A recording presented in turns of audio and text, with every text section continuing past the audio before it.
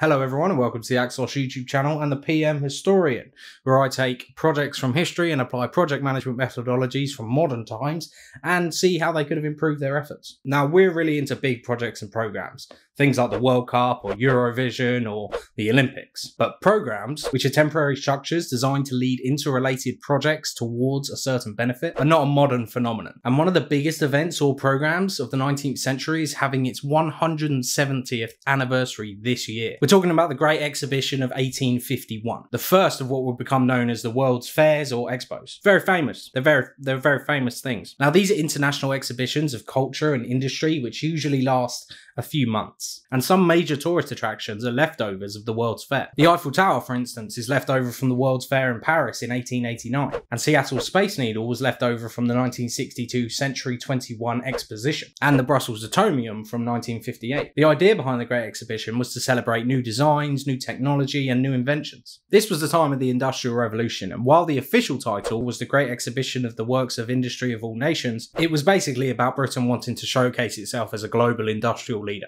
One of the main driving forces behind it was Prince Albert, who was Queen Victoria's husband, who had a special interest in science and manufacturing. But obviously it wasn't just him responsible for organising such a huge event. A royal commission was formed with Albert as the president, and that commission was actually kept as a permanent administrative body. And the current president is Prince Anne. The Great Exhibition ran from the 1st of May to the 15th of October 1851. As you can imagine, a large number of stakeholders were involved. A stakeholder is basically anyone who is affected by or could affect a program, be it an individual, a group, or an organisation. Now, with managing successful programs, or MSP, stakeholder management is really important. It's about getting everybody on board through positive relationships or a way of exercising influence and achieving positive outcomes through effective management of relationships. Let's look at the different stakeholders involved in the Great Exhibition and how MSP stakeholder management probably could have been helpful. Stakeholder engagement and comms plan. MSP suggests doing stakeholder prioritization. For this, you can use stakeholder mapping techniques to identify their interests and relationship to the program. For instance, one technique looks at stakeholders' level of influence over the program, as well as their level of interest in the program's outcome and ultimately their overall support of the program. But bear in mind that you'll always have somebody who is opposed to a program or a plan. And even Albert had to deal with this using his first name. I know him on a first name basis. He's got a title. I should use it. It's Prince Albert. It's not just Albert. There are actually some who feared an invasion of foreigners coming to London for the Great Exhibition, which may turn into a revolutionary mob, which sounds like a familiar idea. So let's look at the main stakeholder groups for the Great Exhibition. We have the royal family, suppliers, exhibitors, visitors, and the British public as a whole. Let's start with the royal family. And what was their level of influence? It was a high level of influence, the royal family. While Prince Albert was the driving force behind the Great Exhibition, the most important person in the country was Queen Victoria. And it would have been a reputational disaster had she not visited and approved. In fact, she opened the Great Exhibition on the 1st of May, basically giving the royal seal of approval. And she visited a few more times. Now, their level of interest in the programme's outcome, that was also very high. As I said, Prince Albert was the driving force behind the exhibition, so he had an expectation and a desire for it to be very successful. And Victoria was in love with her husband, so it probably meant a great deal to her to see him succeed and be happy. Success and happiness, in that order. And because of all of this, the royal family's level of support for the programme was also very high. Suppliers. First, let's look at what kind of suppliers would have been required for the Great Exhibition. The Great Exhibition was held at the Crystal Palace. This was a purpose-built structure made of iron and glass that was originally erected in Hyde Park. Joseph Paxton designed the building, which was 564 metres long and 39 metres high, and offered 92,000 metres squared of exhibition space. All in all, it was 3 times the size of St Paul's Cathedral. It took 6 weeks to build it, and at one point they had 2,260 workers all on site at the same time. Now let's go back and do the mapping technique again, starting with their level of influence. I'd say the level of influence was high because the organisers needed a venue, and therefore they would have shown a high level of support to this supplier. No Crystal Palace, no Great Exhibition. You can't have one without the other. Except in all the following years where we've had one without the other. However, considering the supplier's interest, this was probably lower because the majority of their work was done before the Great Exhibition was even open. But I would assume their level of support for the programme was high as they'd been commissioned to do temporary work, and ultimately for Paxton, it was a reputational endeavour as well. Exhibitors. Almost 14,000 exhibitors came together for the Great Exhibition, and they came from all around the world, from Britain's colonies and dependencies, and from 44 foreign states in Europe and the Americas. That's as they were described in the official catalogue, which you can still find online. I'll put a link to it in the description if you want to read it. During the exhibition, there were more than 100,000 objects on display, and a jury gave out awards and medals. So what were those objects? One of the most popular ones, and also one of the most controversial ones from today's standpoint, was the Koh-i-Noor. The world's largest known diamond in 1851. The reason it's controversial is because India has demanded its return ever since their independence from the United Kingdom in 1947. But the British government claims it was obtained legally and wasn't stolen. And supposedly even Queen Victoria later in her life became uncomfortable with how the diamond was acquired. Fun fact, the royal family actually believes that the diamond will bring bad luck to any man who wears it. And therefore it's only been worn by female representatives of the royal family since its arrival in the UK. There are also a number of more peculiar objects shown at the Great Exhibition. Strange. Some of them were strange. There was a carriage drawn by kites. There was a penknife with 1,851 blades. And there was a taxidermied elephant.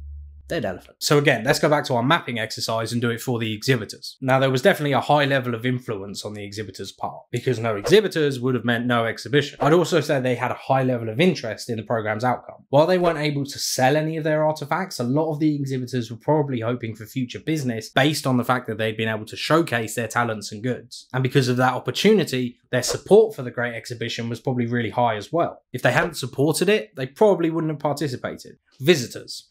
Now let's move on to the Great Exhibition's visitors as stakeholders. They probably had a low level of influence over the Great Exhibition. They didn't have a say in the planning or the organisation, and they only really became relevant once the Great Exhibition was already opened. And I'd assume there was also a low level of interest in the programme's outcome. If we look at the overall success, then the visitors weren't really interested. This is because the visitors were probably a lot more interested in their own personal experience than they were the overall success of the programme. However, while their interest was low, their support for the exhibition was probably quite high. This can be seen in how many of them came. And this level of support from the visitors would have been really important to the organisers of the Great Exhibition, mainly because a low level of support would have probably led to a low number of visitors, and thus the Great Exhibition being an abject failure. But it wasn't. And the numbers are evidence of that. 6 million people visited the Great Exhibition, and that's around a third of the population of Britain at the time. The maximum number of visitors that came to the exhibition in one day was 109,000.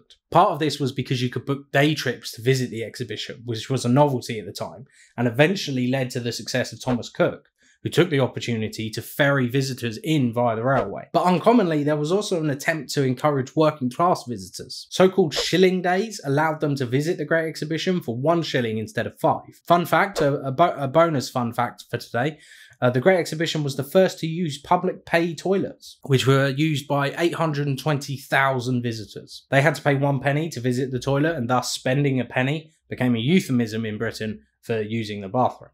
British public.